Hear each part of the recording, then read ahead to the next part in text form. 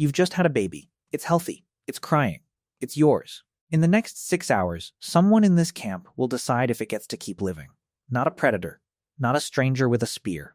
Someone you trust. This wasn't rare. This was Tuesday. For most of the 200,000 years humans have existed, you didn't fall into this moment by accident. You chose someone. You chose this. The risk, the fire, the 6 hours, because loving that person felt worth it, the same way it does now. That part of you hasn't changed in 200,000 years. Almost everything around it has. So here's the real question. Out of everything that could kill you for loving someone in the ancient world, childbirth, disease, another man's jealousy, your own group's judgment, which one was actually the most dangerous? Go back to that scene for a second. That cave, that grass hut, that patch of packed dirt beside a fire that's the only light for 100 miles in any direction. You don't have antiseptic. You don't have a hospital bed, or an epidural, or 40 weeks of prenatal vitamins delivered to your door. You have hot coals, animal fat rubbed into your skin against the cold, and a small circle of women who have done this before and buried some of what came out of it. This is what falling in love actually cost for almost the entire span of human existence. Not heartbreak.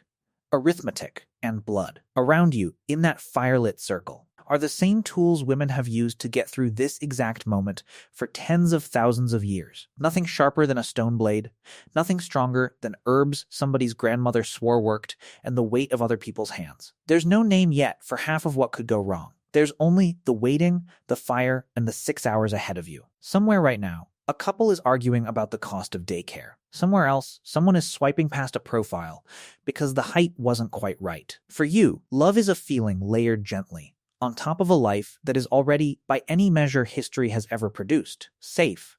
It wasn't layered on top of anything for most of human history. It was the risk itself. Choosing someone, loving them, having their child. This sat closer to famine and warfare on the list of things most likely to kill you than it ever sat near a love song. You can break down exactly what made it that dangerous, piece by piece. Not as a vague sense of the past was hard, but as a specific chain of dangers, each one documented, each one with a name, a date, and a body of research behind it. Some of them will be exactly what you'd expect. At least one of them almost certainly won't be. Start with the part everyone assumes is the answer, the birth itself. In 1960, the anthropologist Sherwood Washburn published a paper in Scientific American that gave this problem a name, the obstetrical dilemma. Walking upright on 2 legs, he argued, required a narrow pelvis for an efficient stride. Growing a brain large enough to invent fire, language, and tools required a skull that kept getting bigger with every generation. Those 2 pressures were fighting each other inside every pregnant body on Earth, and childbirth was where the fight actually happened. Here's the number that makes it concrete.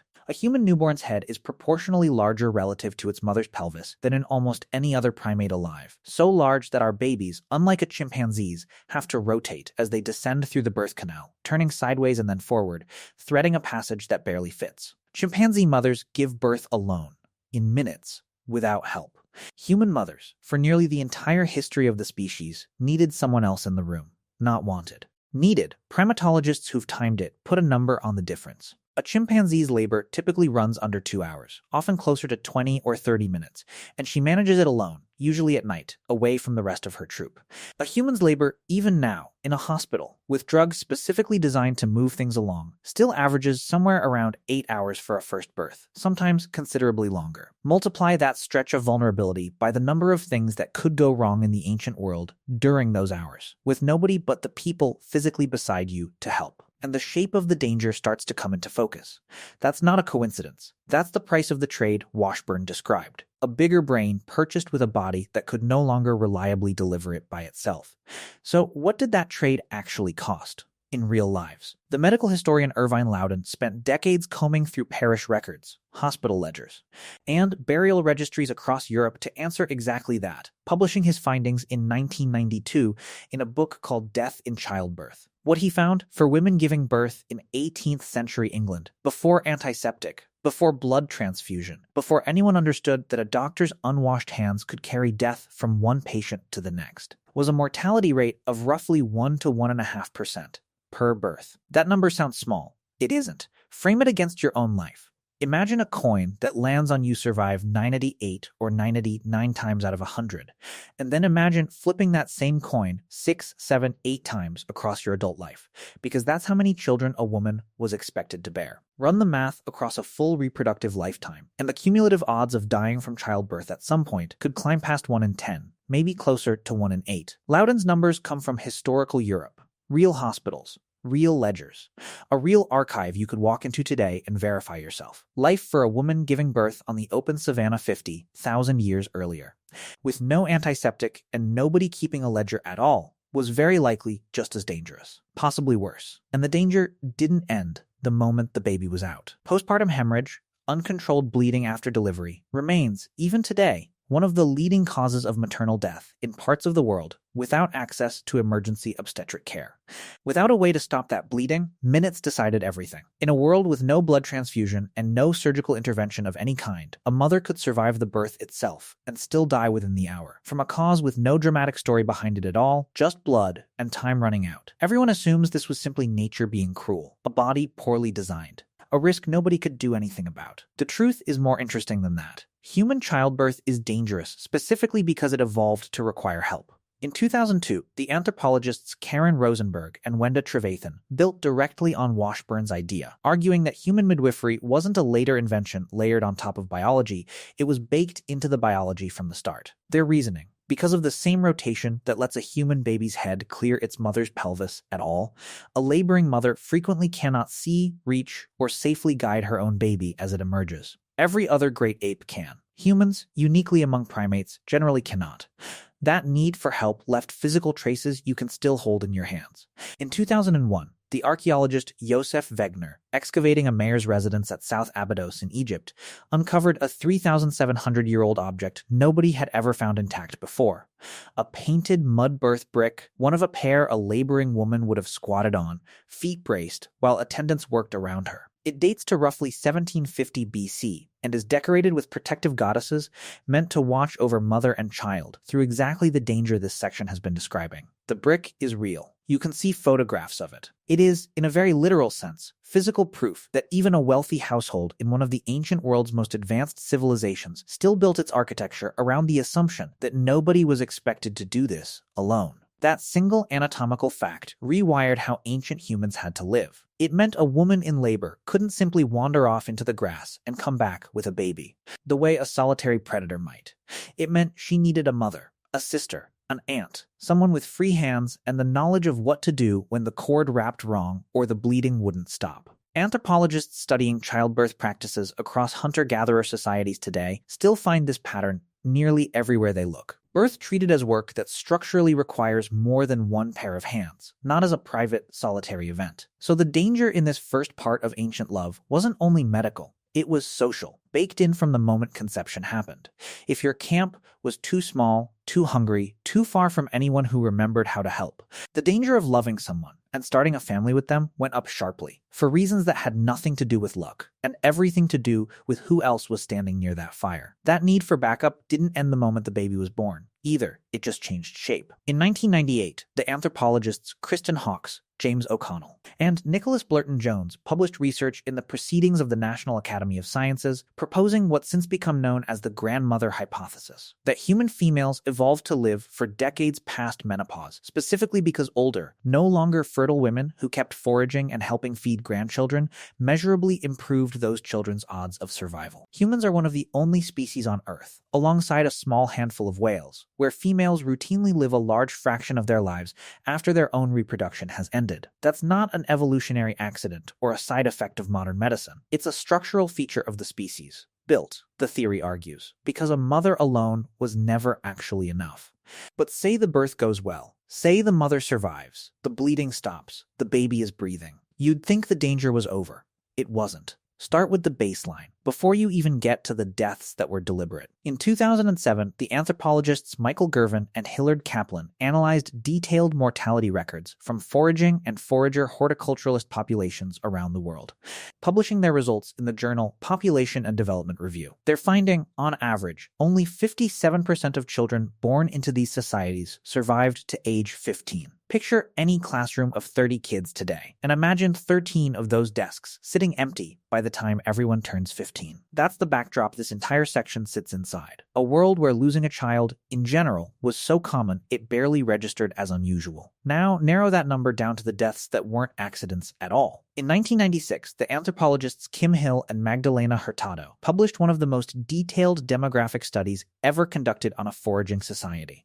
Decades of fieldwork among the Ache people of eastern Paraguay, tracking births, deaths, and causes of death across generations, reaching back to a period before the Ache had sustained contact with the outside world. Buried in that data is a number that stops most people cold.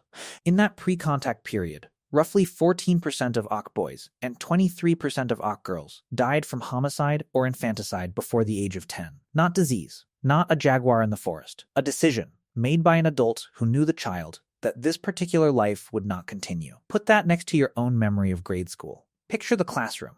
Under those numbers, in a room that size, several of the children sitting near you simply would not have made it to the age you are right now. Not from illness, but because someone decided they shouldn't. This wasn't unique to the Ache, and it wasn't a dark aberration limited to one unlucky society. Other researchers working with different foraging populations have arrived at estimates that run even higher in places. Some studies of infanticide across traditional societies put the figure anywhere from 15 to as much as 50% of births, depending on the population and the period studied. The exact number moves around depending on who's counting and how. But the pattern underneath it does not. This was not rare, and it was not hidden. It was one of the most common causes of death for the very young, across an enormous range of human cultures, for most of human history. The anthropologist Sarah Blaffer Hrdy spent much of her career trying to understand why, documenting infanticide across dozens of traditional human cultures and throughout the wider primate world, publishing her findings in a landmark collection in 1984, and later in her book, Mother Nature. Her conclusion was uncomfortable, but consistent. Infanticide, in the overwhelming majority of cases she studied, wasn't random cruelty. It was a calculated response to circumstance. A birth arriving too soon after the last one, a bad season with too little food, a father who had died or left, a baby born with a condition that made survival unlikely regardless of what anyone did. Everyone assumes love, once a baby exists, is unconditional and automatic, that biology simply switches on unstoppable parental devotion the second a child is born. The truth is colder than that. For most of human history, parental attachment to a newborn was, in a very real sense, provisional, genuinely delayed and conditional for the first days or weeks of life, until the group had assessed whether this particular birth was one the band could actually support. A hunter-gatherer mother nursing one child too young to be weaned faced a real physical cost to her own body and her existing child's survival if she took on another too soon. The average spacing between births in many foraging societies ran 3 to 4 years, largely for exactly this reason.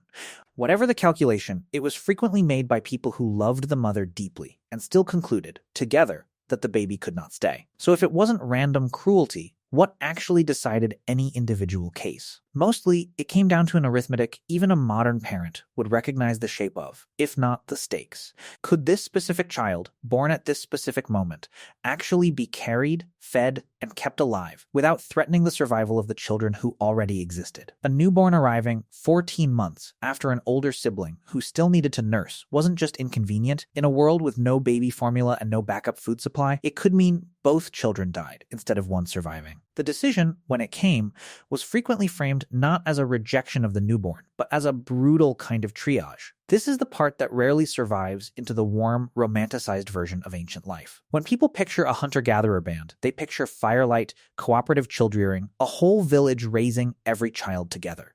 That picture isn't wrong. Exactly. Cooperative childrearing was real, and it mattered enormously to which children lived. But it existed inside a harder frame. A group that had already, at the moment of birth, collectively decided which children that cooperation would extend to. There's a name for the cooperative side of this system, too, in her 2009 book, Mothers and Others. Sarah Blaffer Hrdy argued that humans are, among the great apes, unusually dependent on what she called alloparents, aunts, grandmothers, older siblings, even unrelated friends, who help feed and protect children that aren't biologically their own. That system is very likely a major reason human children can survive, being born as helpless and slow developing as they are. But it cuts both ways. The same network of alloparents who could keep a struggling child alive was also, by definition, the network whose collective judgment could decide a child wasn't going to make it at all. Cooperation and condemnation ran through the exact same set of relationships. So loving someone in the ancient world didn't end at the delivery. It extended into a second, quieter danger zone, the days and weeks afterward, when the fate of that love's most literal outcome was still, in a very real sense, up for a vote. But say the child survives all of that. The birth, the early days, the accounting. Say they grow up. What happens when that grown child falls in love themselves? Here the danger stops coming from your own body, or from a scarcity calculation made over your crib. It starts coming from somebody else's feelings about who you chose. In 1988, the psychologists Martin Daly and Margot Wilson published a book simply titled Homicide, built on one of the largest cross-cultural datasets ever assembled on why humans actually kill each other, pulling records from Detroit and Chicago alongside ethnographic accounts from small-scale societies scattered across the globe. Their finding, replicated again and again across wildly different cultures, was that a striking share of homicides committed by men against other men traced back to a single motive: competition over a mate, or the suspicion that a partner had been unfaithful. The anthropologist Richard Lee had already seen this up close, spending years living among the Jew/Slahoansi, often called the Kungsan of the Kalahari Desert. Lee tracked the region's killings across decades and found the same patterns surfacing again and again in a society frequently held up as one of history's most peaceful, disputes over women and the violence that grew directly out of them. This wasn't a coincidence limited to two research teams working in isolation. When the anthropologist Bruce Knopf reviewed homicide patterns across a wide range of hunter-gatherer societies in 1991, he reached a conclusion that later researchers, including Christopher Boehm, whose work we'll come back to, would go on to cite directly. Competition for mates was the single leading cause of homicide among foragers, ahead of disputes over territory, food, or any other kind of status. Everyone assumes ancient romantic jealousy was a minor emotional inconvenience, the prehistoric equivalent of a bad text message, easily smoothed over by the practical needs of daily survival. The truth is that jealousy over a mate may have been the single most reliable trigger for lethal violence between adult men in the ancient social world. More dangerous, statistically, than hunting large predators, and far more dangerous than most disease. A cave lion could be avoided by staying near the fire. A jealous rival who lived in your own camp, ate at your own hearth,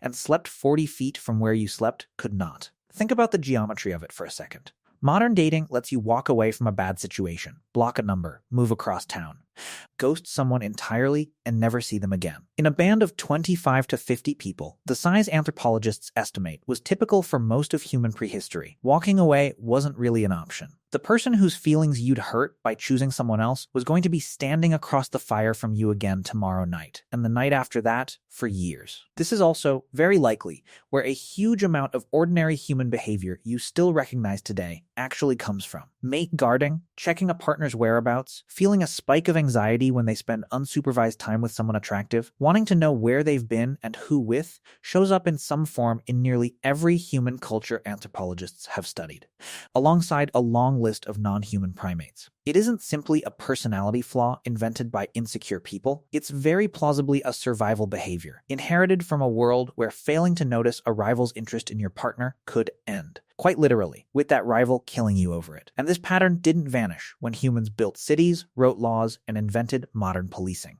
Global health data on violence against women still finds that a striking share of women killed worldwide are killed by an intimate partner, not a stranger, not a robbery gone wrong, but someone who once chose them, and now, for reasons rooted in exactly the same possessive impulse Daly and Wilson documented, has decided that no one else gets to. The setting changed.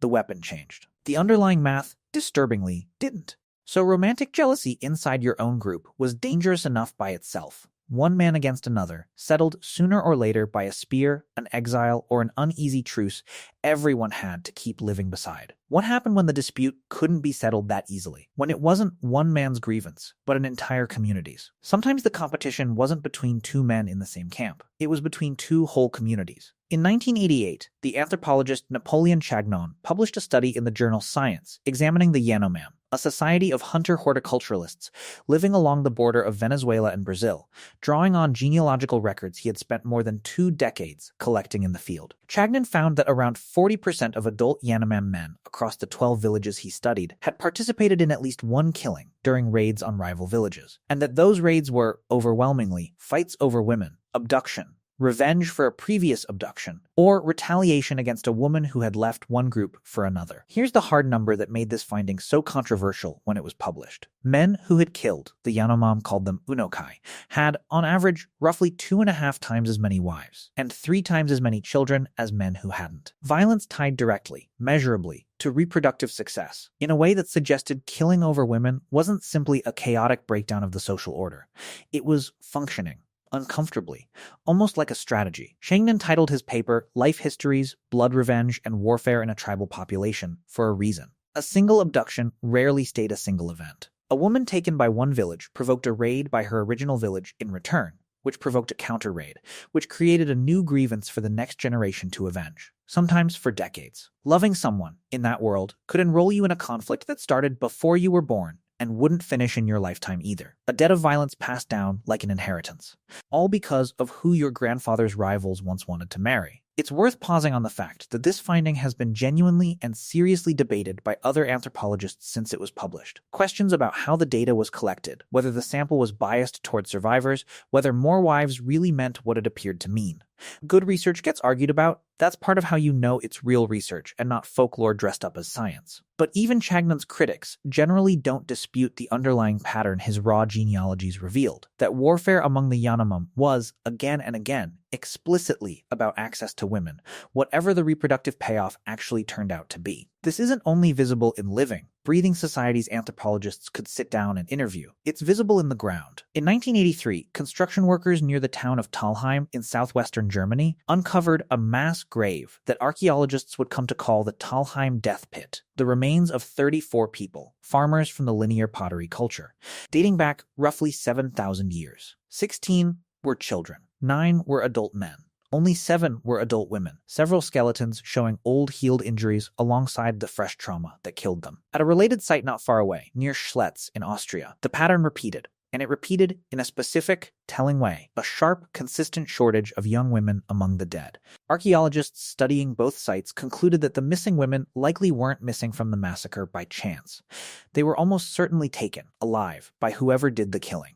And this wasn't confined to one river valley in South America. In 2015, a team led by the geneticist Monica Carmen published a study in the journal Genome Research, analyzing Y chromosome DNA from 456 men sampled across the globe, and found something strange buried in the data: a sharp worldwide collapse in male genetic diversity dated to roughly 5,000 to 8,000 years ago. Mitochondrial DNA, passed down only through mothers, showed no matching collapse over that same window. Whatever was thinning out male family lines during that period wasn't touching women's lineages the same way at all. The number the researchers arrived at was almost hard to believe. Across that stretch of prehistory, it was as though only one man was successfully passing his lineage forward for every 17 women who were doing the same.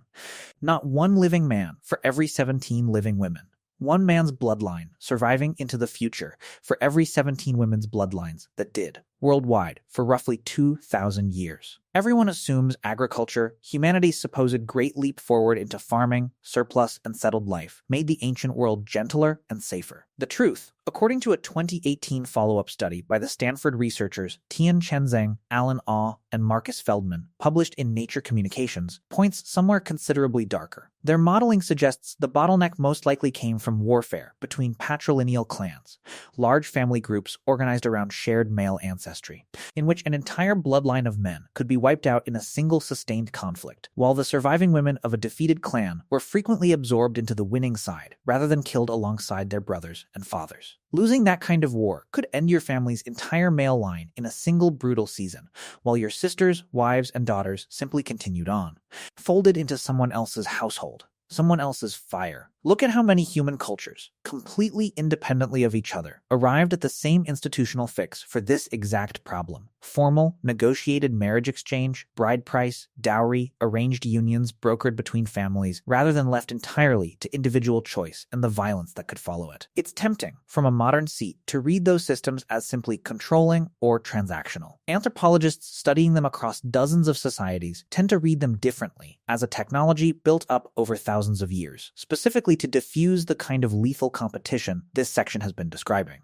moving the decision of who partners with whom out of the hands of individual armed men and into a slower, negotiated, considerably less fatal process. Loving someone and starting a family, in that stretch of human history, wasn't only risky for the two people directly involved. It was a stake your entire extended bloodline held in the outcome of your community's next conflict.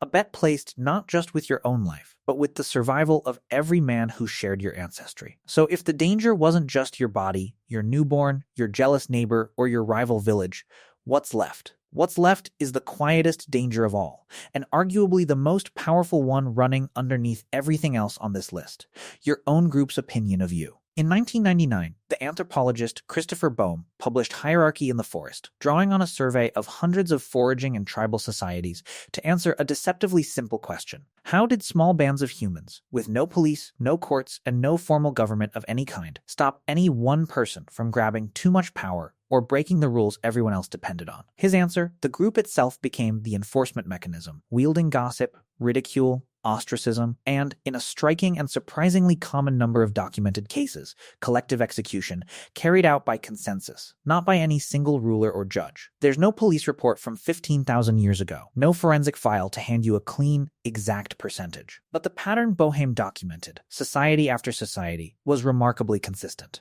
Bands with no formal written law still functioned, in effect with a working death penalty, reserved for members whose behavior threatened the group's cohesion. Bullies, cheats, people who hoarded more than their share, and, repeatedly, people whose romantic or sexual conduct destabilized the delicate social balance everyone else's survival depended on. A huge share of that policing was aimed specifically at romantic and reproductive behavior, because in a small band, one person's love life was never really private. It directly affected who had access to food, protection, and future alliances for everyone else. A man who tried to take more wives than the group's resources and its sense of fairness could tolerate wasn't just gossiped about behind his back. He could be publicly shamed into backing down, abandoned by his own hunting partners, or, in the documented extremes Boehm and other researchers describe, killed by the very men who had once called him a friend. The band's opinion of your relationships wasn't idle commentary. It was regulation, with teeth. Boehm called the underlying structure a reverse dominance hierarchy. Instead of one strong individual dominating the group collectively dominated anyone who tried to become that individual. It started small, pointed jokes at your expense around the fire, told just loud enough for you to hear. If that didn't work, it escalated to open criticism, then to your closest allies, quietly distancing themselves from you, one by one, until you noticed you were eating alone. Only after all of that failed did it move to formal ostracism, or, in the documented extremes, a coordinated killing carried out not by one enemy, but by consensus, several men agreeing,